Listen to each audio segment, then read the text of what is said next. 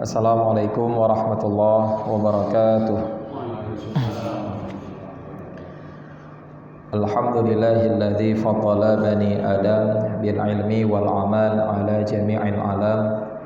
Wassalatu wassalamu ala sayyidina Muhammadin sayyidil arabi wal ajam wa ala alihi wa sahbihi ya nabi'il ulumi wal hikam, amma ba'd. Alhamdulillah, pada malam ini Allah masih memberikan kepada kita kesehatan, nikmat iman dan juga nikmat Islam, sehingga kita masih dapat ikut kajian di musala yang kita cintai ini. Jadi pada malam ini kita akan membahas tentang udhiyah atau kurban. Jadi kita baca kitab yang lain daripada rutin biasanya, karena mengingat dalam beberapa hari lagi, 2 hari ke depan kita akan masuk pada 1 Zulhijjah, dan tidak lama lagi kita akan memasuki hari raya Idul Adha. Nah, Idul Adha adalah hari raya kurban. Adha artinya kurban. Nah, maka oleh karena itu malam ini kita membahas tentang udhiyah, tentang kurban. Babul udhiyah ini suatu bab pada menyatakan udhiyah, yakni kurban, yaitu barang yang disembelih ia daripada unta atau sapi atau kerbau atau kambing karena mendekatkan diri kepada Allah Ta'ala. Jadi yang dikatakan dengan kurban adalah menyembelih unta atau hewan-hewan lain yang merupakan jenis kurban sebagai bentuk mendekatkan diri kepada Allah Ta'ala pada hari-hari tertentu. Maksudnya pada hari 10 Zulhijjah, 11, 12, dan 13. Jadi di hari raya pertama, kedua, ketiga, dan keempat sampai selesai hari tasyrik. Jadi kalau disembelih pada hari itu, dia niatkan ibadah kepada Allah Ta'ala, itu namanya kurban. Oh, dia sembelih sebelum hari itu, megang, bukan kurban. Dia sembelih setelah hari itu, setelah 4 hari itu juga bukan kurban. Walaupun kadang itu ibadah karena dia niatnya sedekah, namun bukan kurban. Jadi kurban hanya pada 4 hari saja. Bermula dalil yang menyebutkan kurban itu dahulu daripada ijma' adalah firman Allah Ta'ala. Jadi sebelum ijma' para ulama buat satu kesepakatan bahwasanya kurban itu adalah ibadah, duluan firman Allah dalam surat Al-Kautsar. Allah berkata, "Fasholli lirabbika wanhar." Maka tunaikan olehmu wahai Muhammad salat hari raya dan sembelihlah kurban. Jadi Allah perintahkan berkurban. Kapan? Pada hari raya Idul Adha. Kemudian Rasulullah juga pernah bersabda. Kata Rasulullah, "Ma amila ibnu Adam yauman nahri min amalin ahabbu ilallahi ta'ala min iraqatid dam."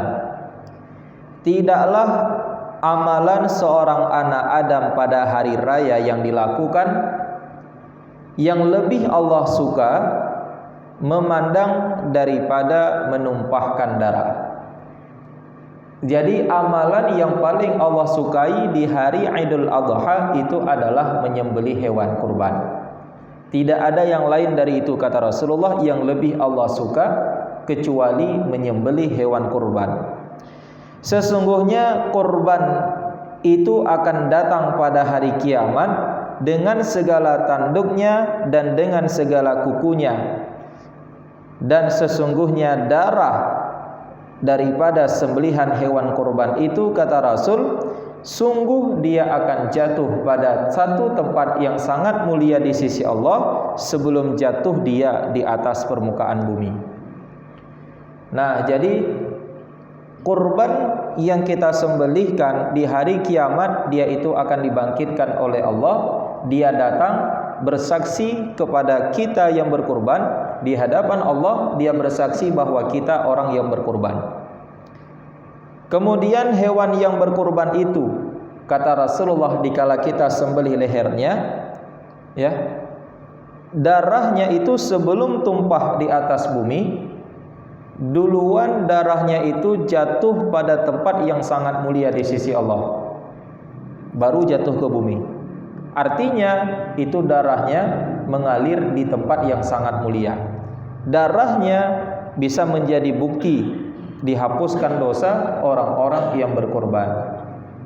Jadi di tempat yang lain juga dikatakan orang yang berkorban, kata Rasulullah, itu akan dihapuskan dosanya sebanyak bulu daripada hewan kurban tersebut. Bulu daripada hewan kurban, kalau kita hitung berapa jumlahnya? Satu ekor kambing misalnya berapa? Tapi bukan maksudnya disuruh hitung, ya. Bukan maksud Rasulullah kalau kalian mau tahu berapa dosa yang dihapus, kalian hitung dulu. Nanti udah tahu berapa berarti jumlah dosa yang dihapus. Bukan. Karena bulunya sangat banyak, sulit untuk kita kira-kira, maka maksudnya adalah banyak sekali dosa yang dihapus dengan lewat ibadah kurban. Nah, jadi gitu. Kemudian dan lagi sabda Rasulullah, "Aqdimu dhahayakum fa innaha 'ala sirati maqayakum." Besarkanlah oleh kalian akan kurban-kurban kalian, karena sesungguhnya kurban di hari kiamat itu akan menjadi kendaraan kalian untuk melintasi siratal mustaqim. Jadi jembatan yang sangat kecil, halus, lebih halus daripada rambut dibelah menjadi 7. Lebih halus daripada itu, kokoh. Jangan pikir nanti oh enggak kokoh, takut kita lewatnya, ya. Kuat, tajam, dan jembatan itu sangat sulit untuk bisa dilewati oleh orang-orang biasa. Tapi kalau kita punya kendaraan, kita punya kemudahan, diantaranya kendaraan yang diberikan oleh Allah karena dulu di dunia kita pernah berkurban, maka kita bisa melewati jembatan itu dengan mudah. Nah, jadi hewan kurban di dunia ini bisa menjadi kendaraan kita untuk melewati jembatan siratal mustaqim, kata Rasulullah. Makanya fatayyabu biha nafsan, maka sukakanlah diri kalian untuk berkurban. Disuruh kita untuk berkurban, dan berkurban ini bukan seumur hidup sekali tuntutan. Rasulullah berkata, "Mau wajada sa'atan wa lam yudahi fala yuqarribanna musallana." Siapa-siapa yang punya kemudahan namun dia tidak mau berkurban, maka jangan sekali-kali dia mendekati musalla kami. Nah, di situ Rasulullah bilang la yuqarribanna. Kalau ilmu nahwu itu ada nun taukid. Maksudnya sangat berat sekali larangan daripada Rasulullah. Sangat tidak suka Rasul orang yang tidak berkurban itu mendekati musala. Sangat benci orang yang punya kemudahan namun tidak mau berkurban. Artinya setiap tahun kurban. Namun kurban itu tidak sampai hukumnya kepada wajib juga menurut jumhur pendapat yang kuat dalam mazhab kita Imam Syafi'i. Nah,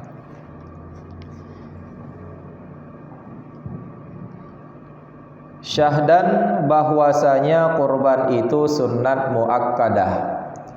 Jadi pada dasar hukum berkurban adalah sunnat muakkadah, sunnat yang dikuatkan. Bagi siapa? Pada hak kita umat. Nabi kita enggak sunat. Kita yang umat Nabi Muhammad, kita saja yang sunat. Lagi merdeka, lagi mukallaf, lagi rasyid, lagi kuasa ia atas mengerjakannya. Rasulullah tidak sunat, tapi Rasulullah berkurban itu hukumnya wajib. Rasulullah sendiri bilang, "Kutiba alayyan nahru wa laysa biwajibin alaikum." Aku diwajibkan berkurban, tetapi berkurban itu tidak diwajibkan untuk kalian. Inilah dalil yang menunjuki bahwasanya kurban enggak wajib. Tapi karena larangan Rasulullah tadi jangan dekat-dekat musala kami, dipertanggungkan kurban itu sunat yang muakkadah. Pahalanya sangat dekat dengan wajib. Jadi bukan sunat biasa, muakkadah, derajatnya itu lebih tinggi daripada sunat biasa. Nah, jadi gitu. Kurban pada dasarnya sunat muakkadah. Siapa? Bagi kita umat Nabi Muhammad yang merdeka. Artinya budak itu tidak sunat. Budak, karena apa? Karena dia tidak memiliki harta. Kemudian lagi mukallaf, artinya dia orang yang sudah balik dan berakal. Berarti anak-anak itu belum disunnahkan berkurban. Yang sunnah dia sudah mukallaf, artinya dia itu balik dan berakal. Belum balik, masih kecil, enggak sunat. Kemudian gila itu juga tidak disunatkan untuk berkurban. Lagi rasyid, orangnya itu bagus dalam menjaga harta, bagus dalam agamanya, bagus urusan menjaga harta, tidak boros pada memakai kepada maksiat, dan bagus tentang urusan ibadahnya kepada Allah Ta'ala. Jadi kalau ada orang itu mubazir, orang itu boros-boros harta, dipakai harta kepada maksiat, itu dalam Islam hartanya dijaga, hartanya ditahan oleh wali, disimpan oleh wali. Jadi kalau dia bilang saya mau berkurban, itu jangan kasih. Kenapa? Takutnya bilang aja saya mau berkurban, waktu kita kasih uangnya lalu nanti dipakai lagi kepada maksiat. Nah, jadi orang yang seperti itu tidak rasyid namanya. Termasuk lagi orang yang tidak rasyid, hartanya tidak bisa dia pegang sendiri, adalah orang yang terlilit dengan hutang. Jadi semasa hidupnya dia hutang di mana-mana. Maka walinya jaga uang dia. Jangan sampai dipakai ke yang lain, dia nggak bayar hutang. Kemudian orang yang berhutang itu dia minta uang daripada walinya untuk berkurban, maka jangan kasih. Kenapa? Karena dia belum rasyid, karena dia masih wajib terlebih dahulu untuk membayar hutang. Nah, jadi kalau masih ada hutang, itu berarti belum bisa untuk berkurban. Artinya tidak disunat muakkad, tidak sunat muakkad hukumnya untuk berkurban. Lagi kuasa ia atas mengerjakannya. Nah, jadi kurban ini baru sunat muakkadah bagi orang yang mampu. Kalau kita nggak mampu, maka berarti nggak sunat muakkadah. Paksa juga dengan lewat hutang, nggak dapat sunat. Saya berhutang dulu, kenapa? Mau berkurban. Kalau memang sekarang hutangnya itu pinjam sementara, dia ada uang di rumah, cuma karena sekarang udah ketemu dengan panitia, mau serahkan terus uang, pinjam dulu uang sama orang lain, nanti bayar lagi. Ada uang di rumah, itu nggak masalah. Yang masalahnya dia memang nggak ada uang sama sekali, tapi ingin sekali berkurban, ya udah akhirnya dia berhutang. Itu nggak sunat muakkadah. Nah, jadi hutang baru kurban ini baru dia disunat muakkad. Sunat muakkad hukum mengerjakannya. Yang pertama orang itu merdeka, yang kedua orang itu mukallaf, yang ketiga orang itu dia rasyid, bagus dalam mengelola harta, dan yang keempat dia itu mampu untuk mengerjakannya. Jadi sekarang batasan mampu ini gimana? Mampu ini kita sendiri kira-kira hari ini rezeki yang Allah berikan kepada kita cukup untuk kebutuhan orang-orang yang wajib kita tanggung nafkah keluarga di rumah. Di samping itu cukup untuk kebutuhan kita yang lainnya. Listrik udah bayar belum? PLN itulah listrik udah bayar, PDAM udah bayar. Jangan nanti gara-gara berkurban ini belum dibayar, hutang jadinya. Pokoknya kalau udah beres semuanya, kewajiban-kewajiban, tanggungan-tanggungan kita di rumah tangga, orang-orang yang wajib kita tanggung nafkah mereka, kemudian kita kira-kira ada rezeki yang lebih. Berapa rezekinya? Beda-beda tempat, maka beda-beda kebutuhannya. Kalau kita di sini kurban di kampung kita 1 ekor atau 1 nyawa untuk 1 jiwa itu 2.500.000 rupiah. Berarti kira-kira aja di rumah ada nggak uang kita segitu yang lebih? Ada, maka berarti sunat muakkadah bagi kita untuk berkurban. Tapi ingat, kalau ada hutang, dahulukan hutang. Kalau ada hal-hal lain yang merupakan kewajiban, dahulukan yang lain dulu, yang kewajiban. Setelah itu ada yang lebih, maka yang lebih itulah kita keluarkan untuk berkurban. Nah,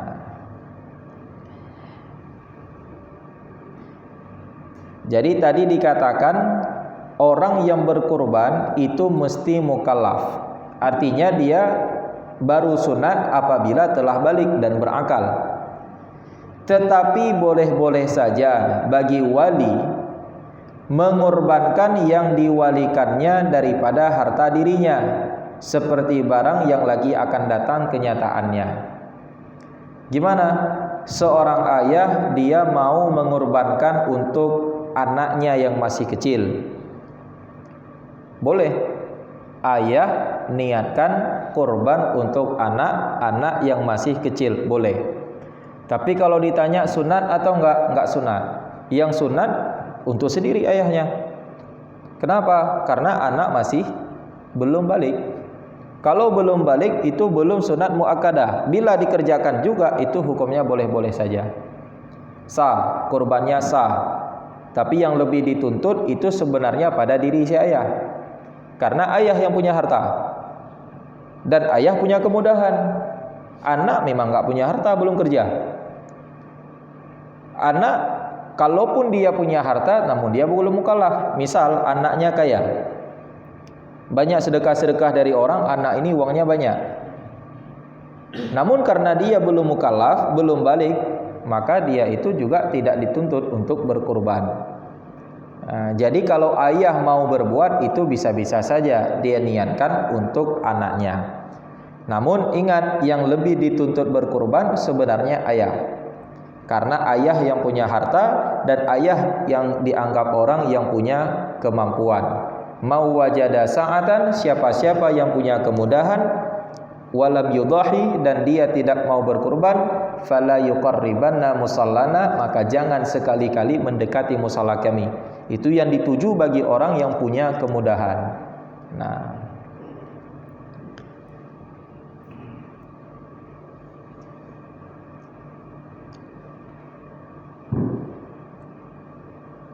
ya.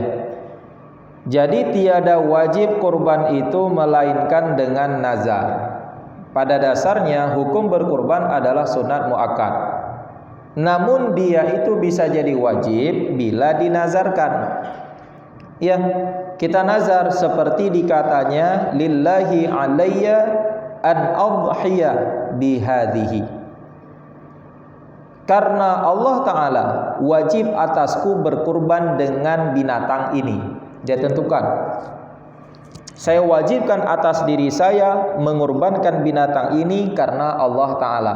Dengan dia ta'yinkan binatang, dengan dia bernazar seperti itu, kurban jadi wajib baginya. Sekarang kalau dia bernazar kurban jadi wajib, hukumnya gimana? Pahalanya gimana? Ibadat yang wajib pahalanya lebih besar dibandingkan dengan ibadat yang sunat muakkad.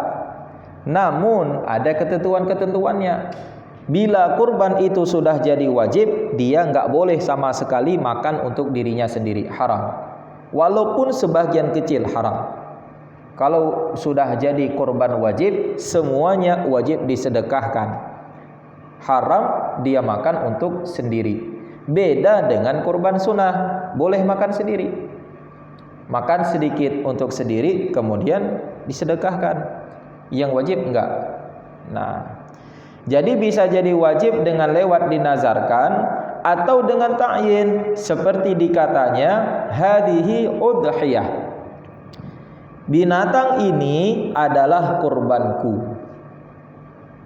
Ditunjuk binatang ini kurbanku.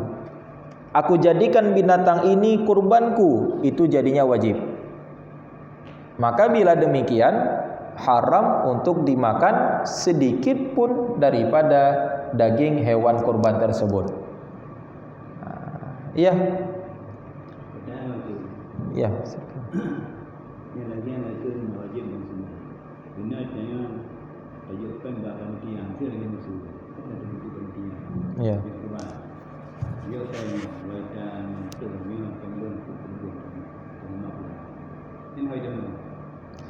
Nah, jadi sekarang kalau kita serahkan kepada panitia, itu kan kita serahkan kepada panitia, artinya kita minta tolong kepada panitia untuk berkurban atas nama kita atau atas nama orang yang kita kasih nama kepada mereka.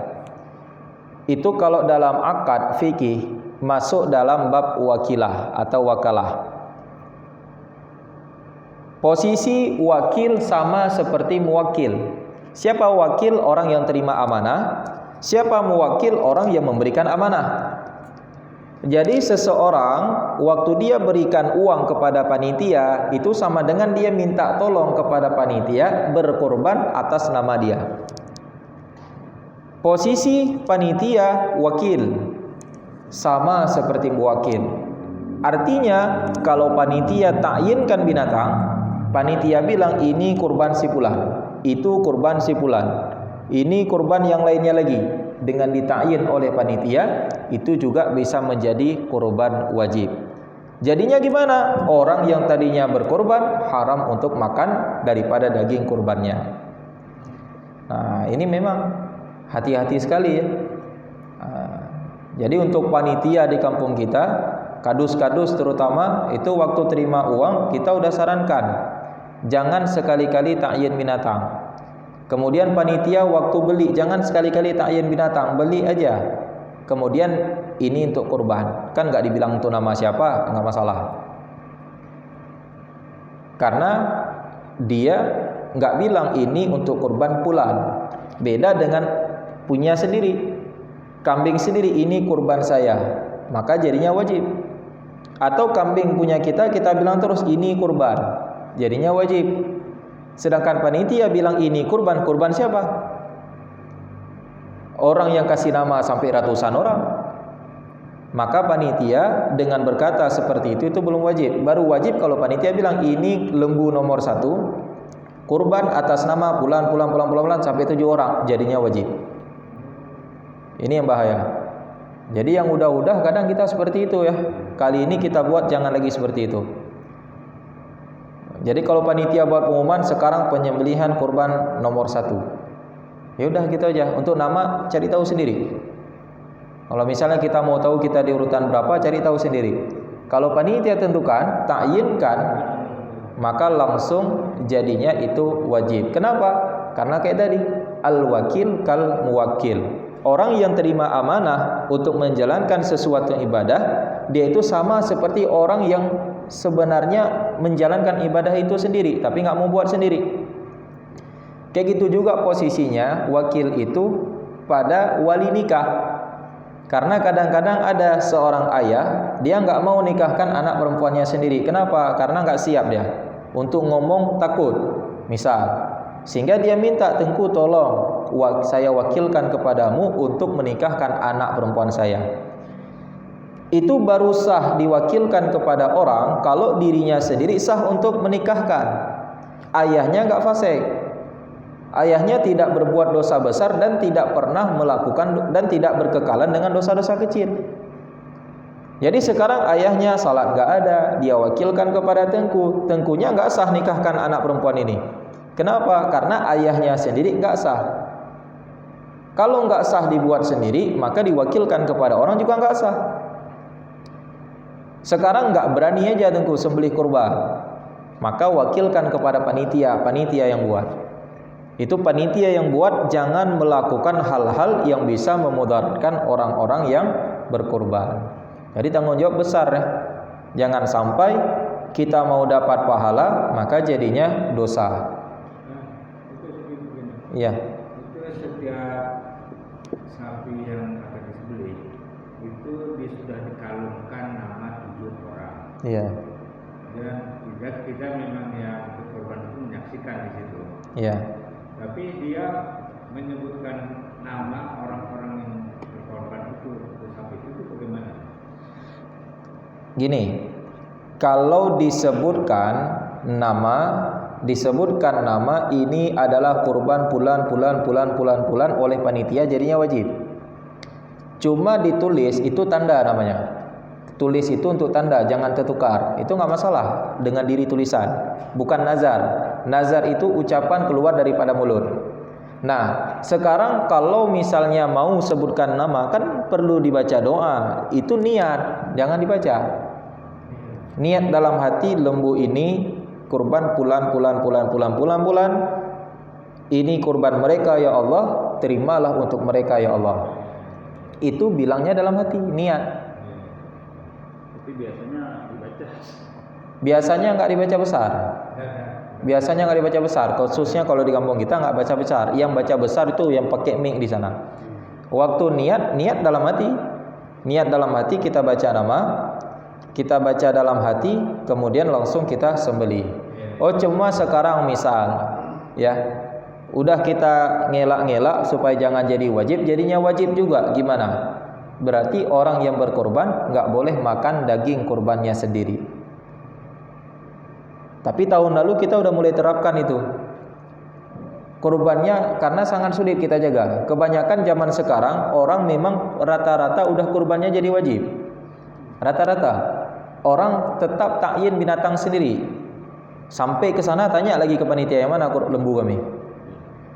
Tetap mau tahu. Apalagi yang bawa kambing rata-rata pribadi ya. Datang kambing bilang terus, ini lembu, ini kambing kurban kami, langsung bilang terus.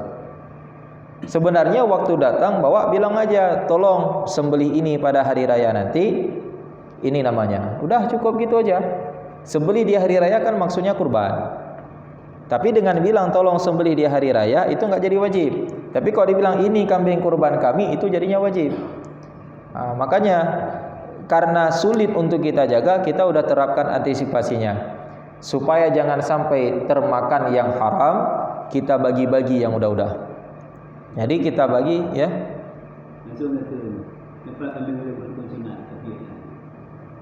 Kurban sunat. Kalau ditakyinkan ini kambing saya kurban sunat, langsung dibilang kurban sunat ya, itu lahir nggak wajib. Nggak wajib. Karena langsung dibilang ini kurban sunat saya, kurban sunat saya dibilang. Nggak dibilang wajib atas saya. Tapi kalau dibilang ini kurban saya jadinya wajib. Nah, ingat kurban wajib kalau seandainya kurban wajib, seandainya dia itu mati, maka wajib ganti dengan yang lain. Seandainya dia itu cacat, wajib ganti dengan yang lain. Wajib sembelih di hari raya, hari 10 Zulhijjah, 11, 12, 13. Bila dia enggak sembelih, maka dia dianggap berdosa. Tapi kurban sunat, kalau binatangnya nanti ada penyakit ataupun apa, maka dia bisa untuk tidak jadi berkurban karena sunat. Pahalanya udah dapat, dari awal dia udah niat. Wajib nggak bisa demikian, dan wajib nggak bisa ganti binatang. Dia udah tayin kambing ini kurban saya. Nanti di hari H, oh dia mau ganti lain, nggak bisa. Karena yang tadi itu sudah ditayinkan dan sudah dinazarkan. Itu jadi wajib, nggak bisa diganti dengan kambing yang lainnya. Tapi ada di tempat tertentu, Ustaz. Ya. Jadi kan rame-rame, kan? Nanti kan dipanggil ini nomor lembu 5, sebut nama, sebut inti, ada biasa. Itulah maunya jangan gitu ya. Karena dengan disebutkan gitu itu jadinya wajib semua. Untuk saksikan maksudnya dipanggil. Untuk saksikan ya. Nah, itulah ini berbicara tentang menyaksikan. Sebenarnya memang sunat bagi orang yang berkurban, dia menyaksikan penyembelihan hewan kurbannya sendiri, sunat. Perempuan gimana? Sunat juga. Namun bila di situ terjadi ikhtilat, bercampur laki-laki dengan perempuan, perempuan nggak boleh lagi datang, jadinya haram. Sama halnya seperti mengantar jenazah ke kuburan. Nah, ini udah berkali-kali kita sampaikan di kampung kita, terutama di pengajian. Perempuan itu nggak boleh datang ke kuburan, karena memang ada hadisnya daripada Ummi Atiyah, kami dilarang kata beliau anittiba'il janais, untuk mengikut antar jenazah. Walam yu'zam alaina, tapi larangannya nggak keras. Itu maksudnya apa? Kata ulama makruh perempuan ikut antar jenazah ke kuburan, makruh. Tapi bila terjadi ikhtilat, bercampur laki-laki dengan perempuan, ulama sepakat haram jadinya. Laki-laki bercampur dengan perempuan, haram jadinya.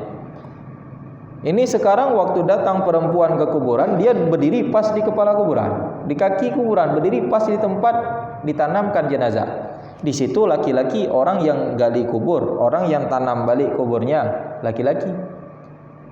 Orang-orang yang lain di situ akhirnya udah bercampur laki-laki dengan perempuan, haram jadinya. Nah, makanya kemarin waktu pelepasan jenazah di kampung kita, saya langsung tegaskan jangan datang perempuan ke kuburan. Karena memang dasarnya makruh. Kita bilang sunat, nggak ada sunatnya di situ. Dasarnya makruh dan ada kemungkinan untuk menjadi haram, maka nggak boleh. Sekarang menyaksikan hewan kurban, dasarnya sunat. Namun kalau di situ terjadi haram, maka nggak boleh juga. Tinggalkan sunat.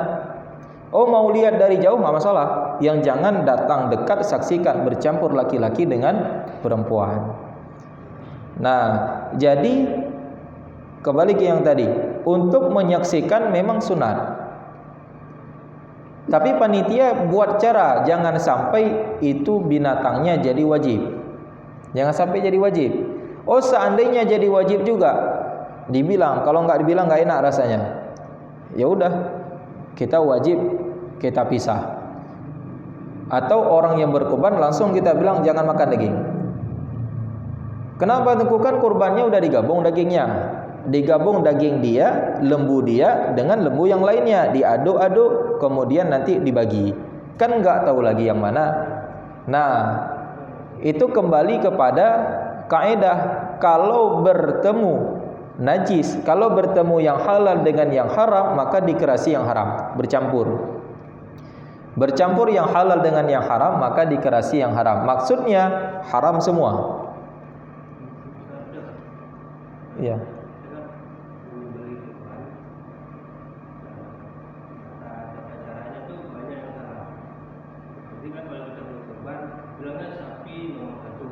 Iya. Itu ada dikategorikan itu 7 orang, kan sapi nomor 1.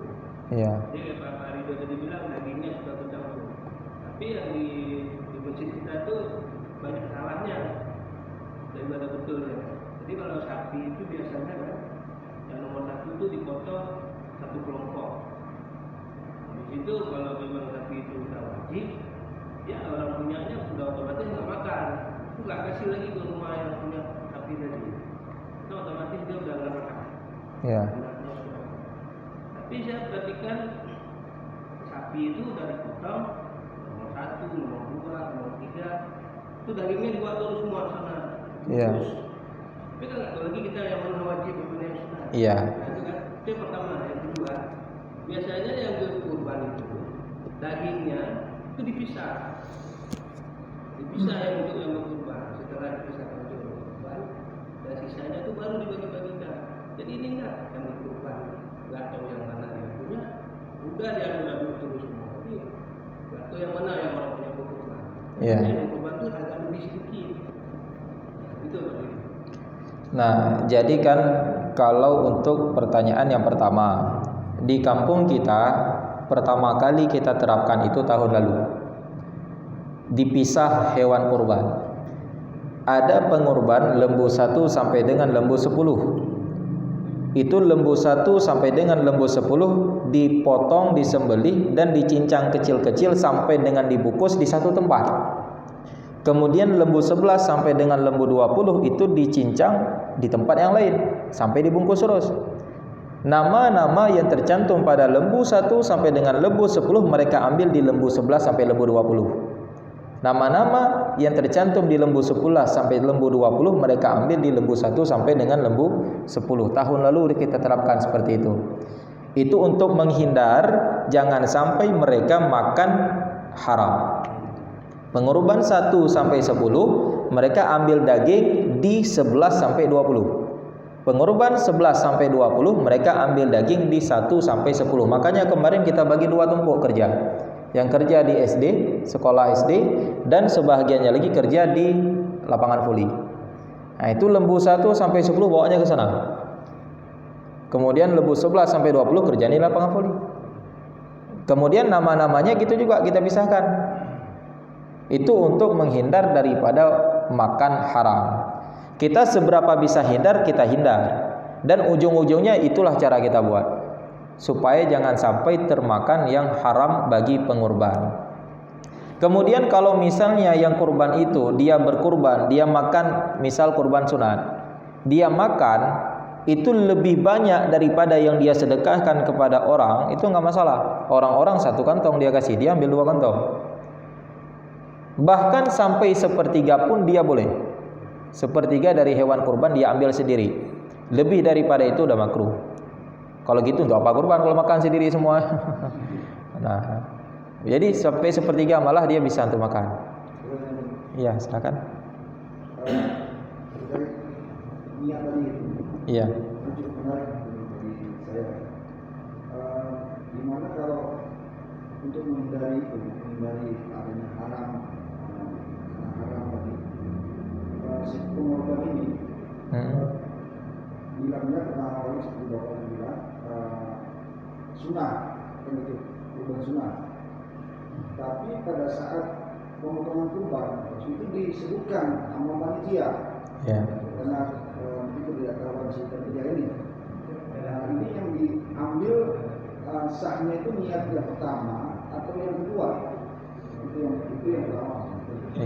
Terus yang kedua, yang pengorban ini boleh nggak langsung pada saat dia ngasih kurban, yang sunnah kurban, dia langsung bilang pahalnya buat saya.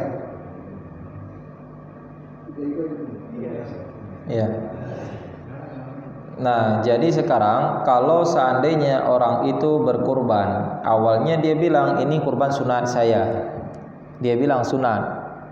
Kemudian panitia, dia kan wakilkan kepada panitia. Panitia itu masih bisa merubah hukumnya kalau panitia yang mentakyinkan. Nah, jadi sekarang panitia mentakyinkan. Awalnya udah dibilang sunat, terus ditakyinkan oleh panitia, maka itu jadinya wajib. Kalau mau berkekalan sunat dan yakin, sembelih sendiri berarti. Nah, sembelih sendiri.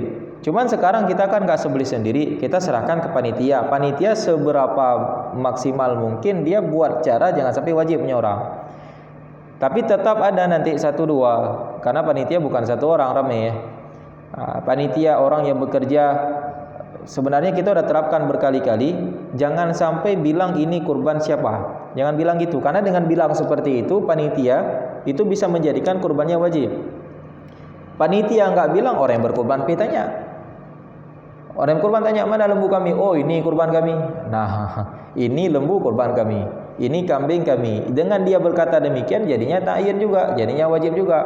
Panitia mungkin bisa kita jaga. Karena orang-orangnya tertentu, walaupun ramai orangnya bisa kita bilang jangan.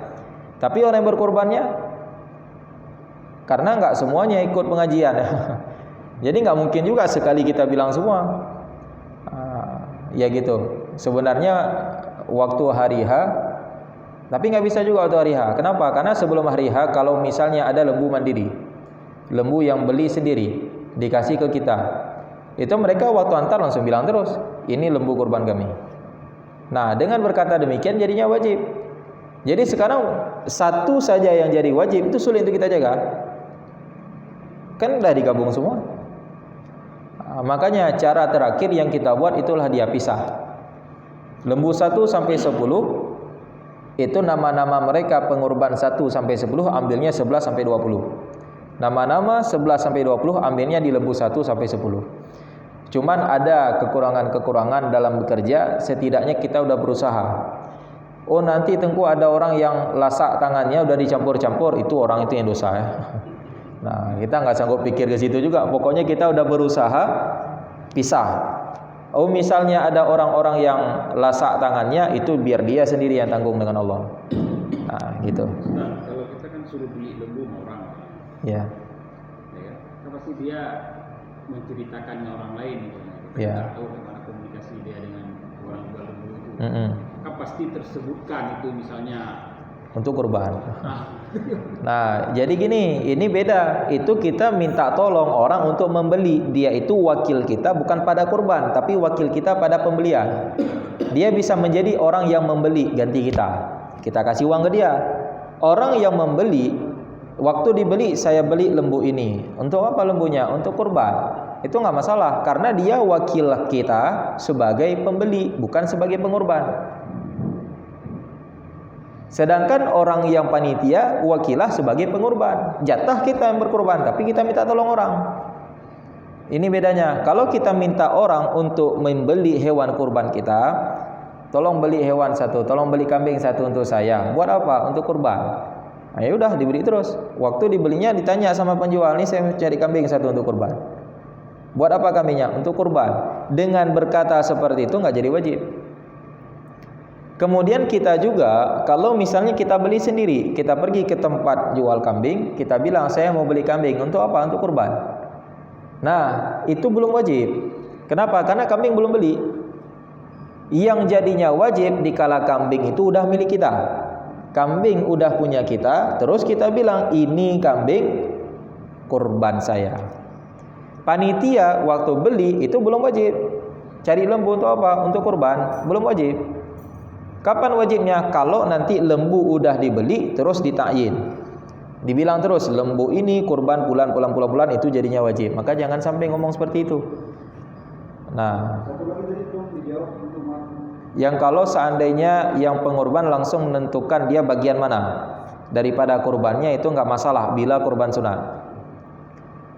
Dia nggak masalah. Sebagai pengurban seperti kita bilang tadi, dia boleh ambil sedikit. Yang mana dia ambil itu terserah dia. Yang selebihnya dia sedekahkan. Nah, itu nggak masalah. Dia pilih-pilih dagingnya, nggak masalah. Nah, dari awal itu, dari awal sebelum disembelih buat syarat. Ini pahalnya nanti buat saya ya. Itulah dibuat syarat dari awal ya. Dibuat syarat dari awal nggak masalah.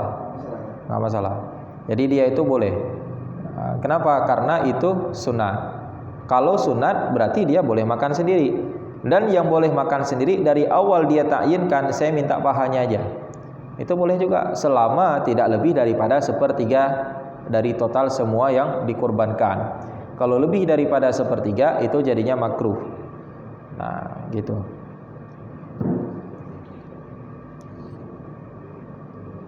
Jadi Ustaz, kalau misalnya di luar pengetahuan kita, misalnya lembu itu udah terbeli tapi kita simpan di satu tempat gitu.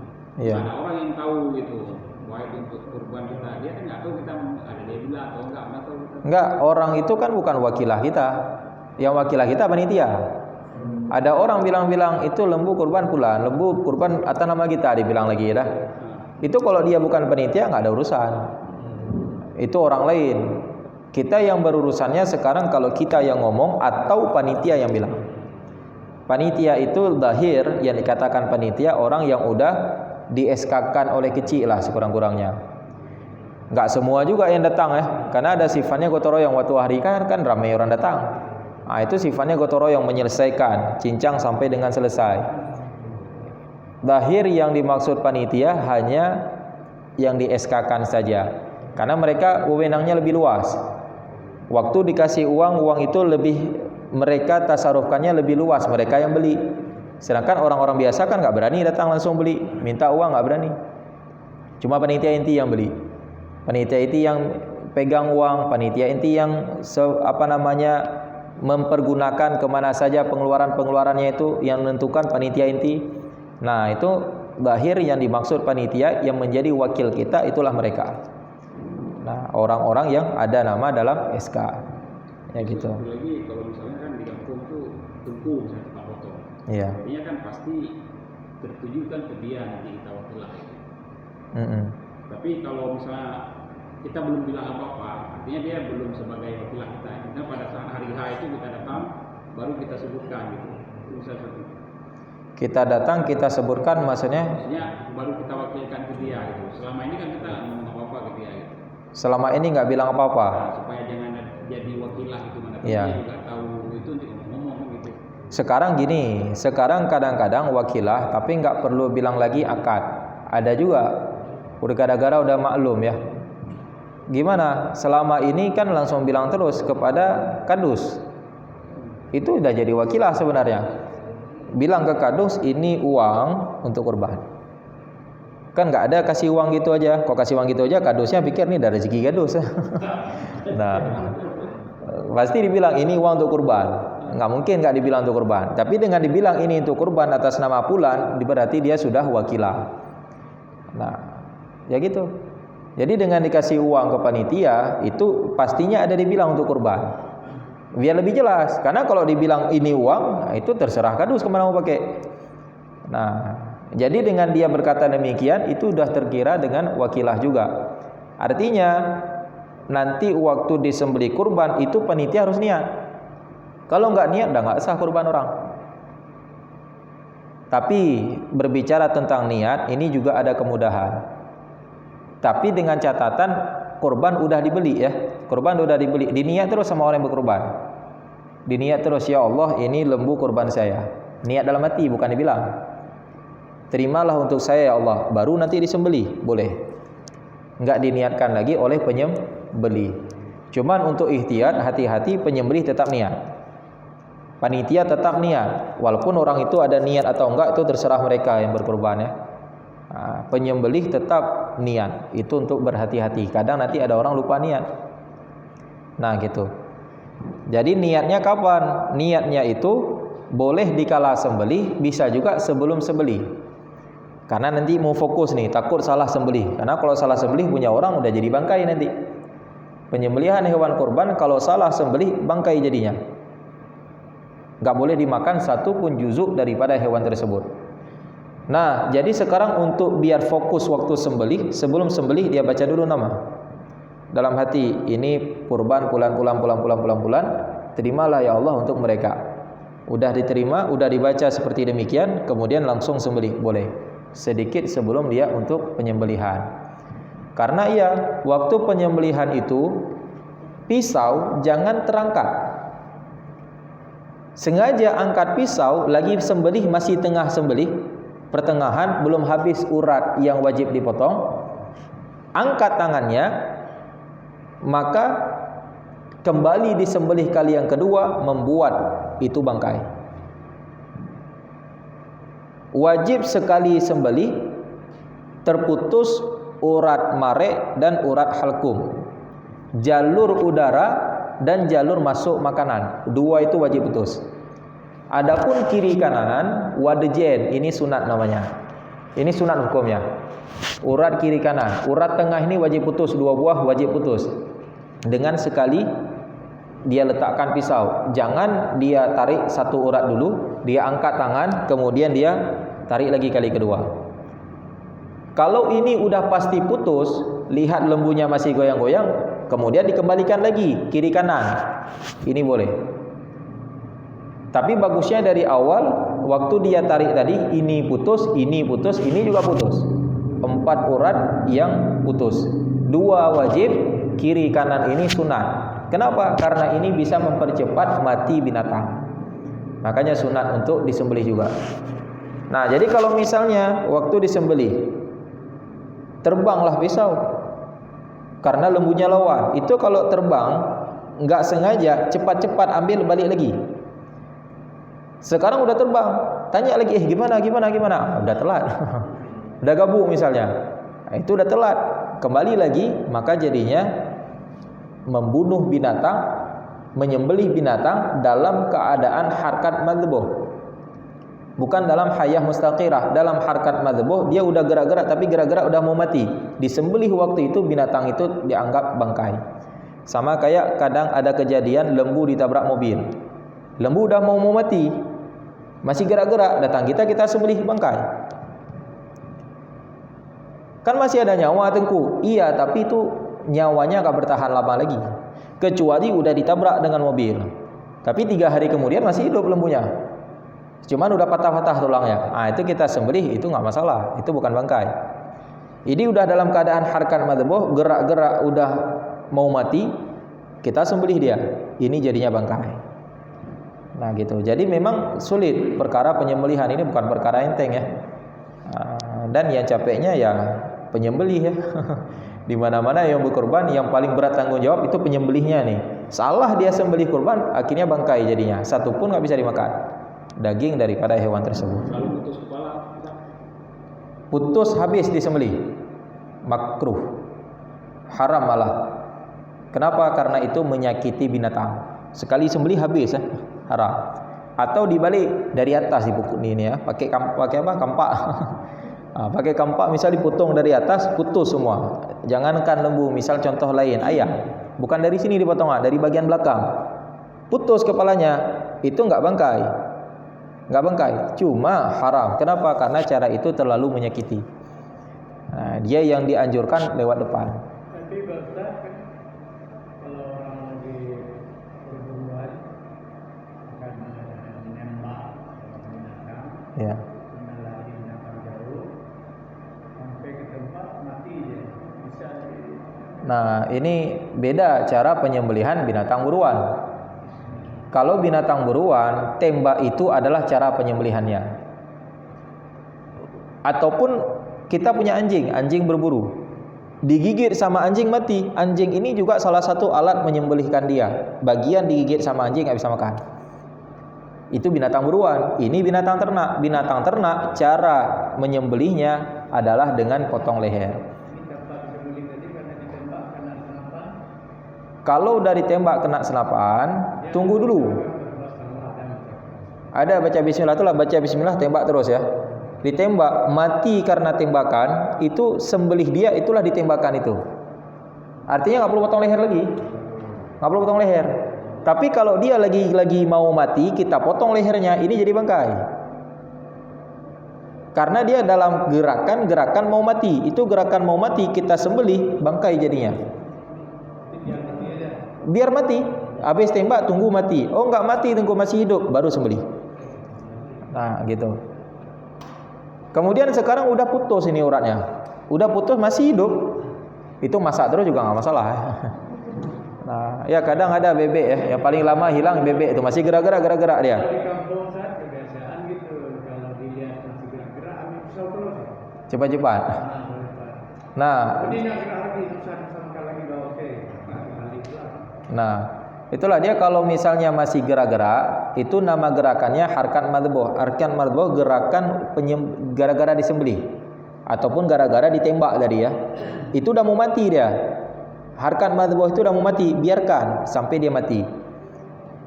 Tapi kalau misalnya dia masih bisa lari, waktu kita gertak masih bisa kabur, itu masih hidup namanya. Kita gertak masih bisa kabur, berarti dia masih hidup. Kalau dia masih hidup seperti itu, bisa sembelih cepat-cepat. Sekarang kalau kita gertak nggak bisa kabur, tapi udah goyang-goyang. Nah, ini salah satu tanda dia udah mau mati. Jadi gimana juga, biarkan dia mati sendiri. Itu binatang buruan. Kalau lembu tabrak mobil nggak bisa gitu. Lembu tabrak mobil, coba kita pukul, mau lari nggak dia? Mau jalan nggak dia? Kalau masih mau jalan, berarti dia masih hayyah mustaqirah, masih bisa kita sembelih. Tapi kalau dia nggak bisa lagi kita gertak, nggak bisa lagi kita suruh jalan, udah mau mati di situ, langsung sembelih. Itu sembelih dalam harkat madboh, jadinya bangkai. Nggak disembelih juga, mati gara-gara tabrak, jadinya bangkai. Nah, ya, jadi ini insyaallah ke depan kita sambung sedikit lagi pembicaraan tentang kurban ya. Nah, jadi pertemuan terakhir sebelum hari raya insyaallah masih ada malam Rabu depan ya. Kemudian baru kita liburkan. Ya, berarti sampai di sini saja pengajian kita malam ini. Semoga ada manfaatnya bagi kita semua. Wallahu a'lam bishawab wa ilaihil marji'u wal ma'ab. Sallallahu ala sayyidina Muhammad sallallahu alaihi wasallam. Sallallahu ala sayyidina Muhammad sallallahu alaihi wasallam. Sallallahu ala sayyidina Muhammad ya Rabbi salli alaihi wasallim.